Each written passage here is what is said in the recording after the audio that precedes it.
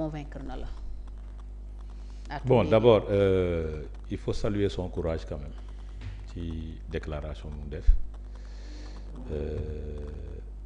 ba pare contrairement à Djibi pour man la Cour des comptes a contredit le pouvoir actuel, le pouvoir de Pastef, pour dire vrai. Parce que Cour des comptes wane na ni affaire bi du nit, affaire bi état la. C'était l'administration. Lu tax ma ne Cour des comptes wane na ne affaire bi du nit. mooy le pouvoir en place dañ ne Macky Sall, Amadou Ba, Abdoulaye Daouda Diallo, Mamadou Moustapha Ba nit ñi di wax ni ñooñu dañoo war a génn wax. yaa ngi fàttali ko ba nit ñi di wax ni ñooñu dañoo war a génn wax pour leeral. Cour des comptes nee na leen du ñooñu. nee na sax Cour des comptes mënul def la situation des finances publiques en 3 mois. en 3 mois c'est-à-dire xam nga loolu nag texte yi ñoo ko wax te wax naa la ko fii. nee naa la il n'a pas fait la situation des finances publiques. État mooy commandé un rapport d'audit des finances publiques.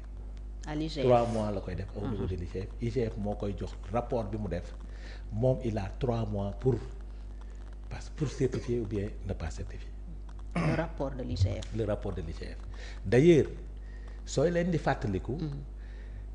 ba mu paree retourné na rapport bi pour réponse. ministère des finances et du budget. non ministère des finances et du budget. loolu la ministre des finances et du budget oui. ba mu ko fa retourné ba mu ko fa retourné c'est pour qu'on lui apporte des réponses mooy principe de contradiction boobu. parce que Cour des comptes du wax ak nit te ce qu'il a dit c'est parfaitement vrai c'est-à-dire li fi nekk mooy suñu premier ministre moo doon giiñ ay nit doon ko def mooy li Alioune Tine doon wax doon politique pour yàq deru ñooñu pour mun a am une majorité à l'Assemblée nationale. Cour des comptes ñaan sant bi naqari na nag. parce que Alioune Niane li mu wax mooy moom ñoom du ñu wax ak nit parce que les gens lui ont posé la question pourquoi demuñu ci Amadou Ba wala di qui sont les ministres mu ne non principe bi c'est l'administration la ñuy waxal donc ce qui signifie que su nekkee falsification de chiffre dafa am ce ne sont pas Amadou Ba ni Abdoulaye Daouda Diallo ni Macky Sall ni feu Mamadou Ba c'est l'administration sénégalaise donc tuuma yi am Ousmane Sonko tegoon ci bopp ñooñu tuuma yooyu teggee dafa dissipé wu à travers la communication de Alioune Niane loolu tax sax vidéo bi viral ba mu defee communication parce que tous les gens de l'APR se sont appropriés cette vidéo là parce que dafa ñëw setal deru ñi nga xam ne dañ leen jiiñoon est-ce que yaa ngi comprendre parce que principe de contradiction mais jàngaluñu dara lu bees nag parce que la mu wax Pape Malick Ndour waxoon na ko la mu wax moom Pape Malick Ndour waxoon na lépp à travers une émission au niveau de la TFM waxoon na lépp ba mu leer ne principe yi nii day demee donc joxewu fi lu bees waxu fi lu bees mais il faut saluer son courage quand même pour sortir et expliquer l'opinion nationale li ci jar a retenir par rapport à sa déclaration mooy Ousmane Sonko ñi mu jiiñoon Cour des comptes jiiñu leen li ci li ci jar a saluer beneen mbir mooy la Cour des comptes n'est pas là pour certifier les finances publiques les finances publiques ni pour dire que diw am na ni pour dire que diw def na waaw la déet parce que on nous avait vendu que ñii dañoo dóor alal réew mi ci gestion bi baaxul nee na Cour des comptes nekkul ci loolu ay recommandation lay joxe te ñun ñëpp xam nañu Cour des comptes ay recommandation lay joxe tey Ousmane Sonko waxoon nañu ay jamono ne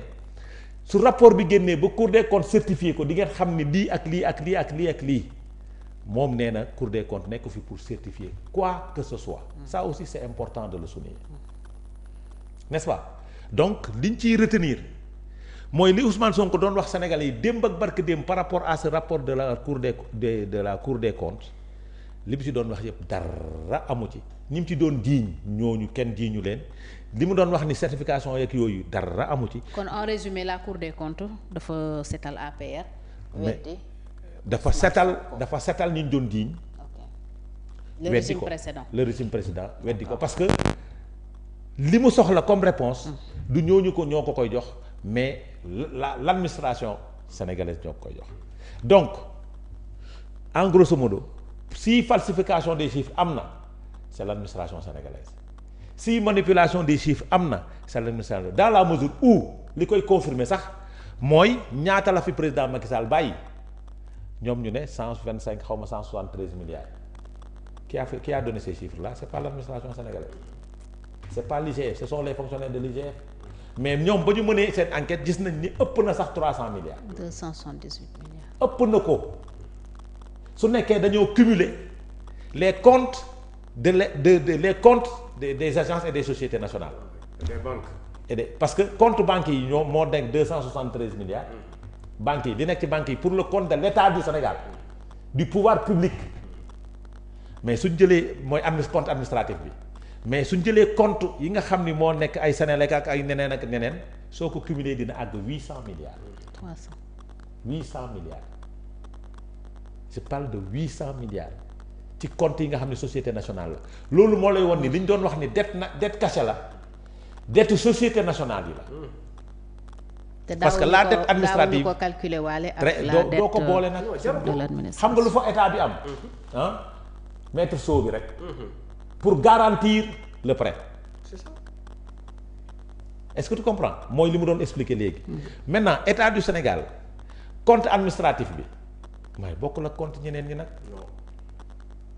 ñooñu su ñuy defee dette ñooy am nañ autonomie de gestion port FERA ñeneen ñi dañoo am autonomie de gestion mën nañ dem lebi ñëw liggéey est-ce que yaa ngi comprendre mais su ñuy lebi état daf leen di jox garantie maître sceau bi pour ñu dem lebi seeni bor du bokk ci dette administrative bi seen bor du bokk la maintenant nag su ñëkkee ñëw taxaw da nga toog dans la communication politique ñëw naan taxaw naan y a une dette cachée loolu ñi xamul dara nga koy wax. mais seetlu woo Adama bañ ne leen kaa leen expliquer ba léegi ils sont incapables de l'expliquer. du ñu expliquer ilaa yow mi din du ñu xoolal du ñu expliquer ilaa yow mi din fii la ñu toog ne dañoo jaay suñuy immeuble.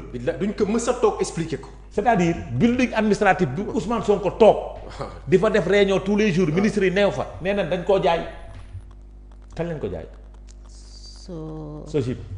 non nu mu tudd SOGEPA du société état. SOGEPA la ko état jox.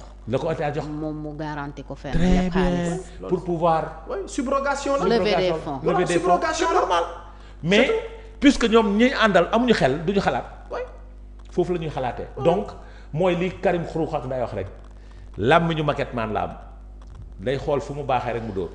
voici la situation mais heureusement que. Un magistrat de la Cour des comptes a eu le courage de parler avec les Sénégalais et d'apporter les précisions nécessaires et c'est important d'apporter les précisions parce que nag li mu wax c'est une vérité institution lañ te kenn mënu leen jiite. c'est comme les juges du siège ay institution lañ nit mënu leen jox ordre puisque nag ñoom dañoo bëgg ñu ñuy manipuler di leen jox ordre ils perdent leur temps avec ces gens-là parce que nag ñoom suñ la daggalee tubéy ñoom ñii nekk ci pouvoir bi bés bu ñu la daggalee tubéy ndomb laa ngi lay xaar ku ko weddi laaj ko Ousmane Diagne. jërëjëf c'est le mot de la fin Adama Fall maa ngi lay gërëm bu baax. c'est un plaisir de retrouver un jeune frère. Djibi très engagé. gaa yaa ngi lay réclamer de. Adama nee na foog nga sam. gaa yi itam nee nañ foog nga sam.